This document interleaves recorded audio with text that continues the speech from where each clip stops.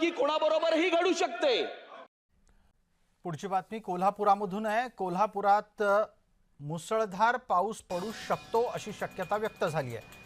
प्रशासनाने त्यानिमित्ताने सर्व संबंधित यंत्रणेला सतर्क राहण्याचे आदेश दिलेले आहेत। पंचगंगा नदीची पाणी पातळी ही 35 फूट इथपर्यंत पोहोचलेली आहे। पंचगंगेची इशारा पातळीकडे वाटचाल सुरू झालेली आहे। पंचगंगेमध्ये पाण्याची आवक वेगाने होतीये।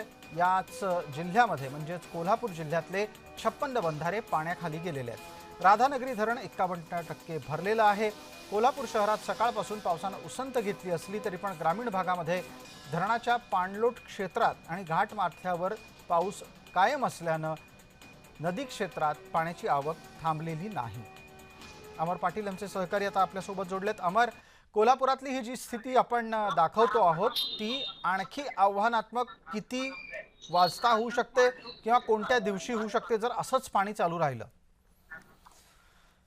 सर, तुम्ही बोलल्याप्रमाणे तर राधानगरी धरण 51% भरलं असलं तरी डोंगर माथ्यावर म्हणजे धरण क्षेत्रामध्ये मोठ्या प्रमाणात पाऊस आहे आणि शहरी भागामध्ये जरा उघडीप आहे। सकाळपासून ऊन पावसाचा खेळ चालू आहे।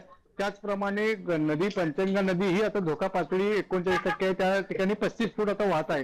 त्यामुळे नदी जरी जास्त वाहिली किंवा जास्त वाढलं, धरण क्षेत्रामध्ये पाऊस जास्त झाला तर पुराची शक्यता असू शकते। त्यामुळे हे प्रशासन आता सतर्क झालं आहे। सगळ्या ठिकाणी सतर्कतेचे आदेश दिलेले आहेत।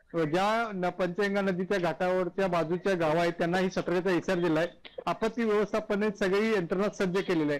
कारण जरी शहरामध्ये उघडझाप असली पावसाची तरी धरण क्षेत्रामध्ये पाऊस जोरदार असल्यामुळे पाणी पातळी वाढत आहे।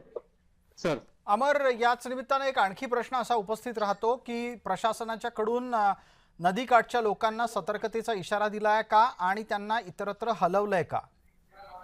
सर, अजून तसे हलवण्याची वेळ आलेली नाही, परंतु सतर्कतेचा इशारा दिला आहे आणि प्रशासन प्रत्येक ठिकाणी आपली यंत्रणा, महसूल यंत्रणा असेल त्यांनी सतर्क केलेली आहे। त्यामुळे जसे पाणी वाढेल तरच नागरिकांना स्थलांतरित करण्यात येईल असंही सांगितलेलं आहे। त्यामुळे प्रशासन हे सतर्क आहे।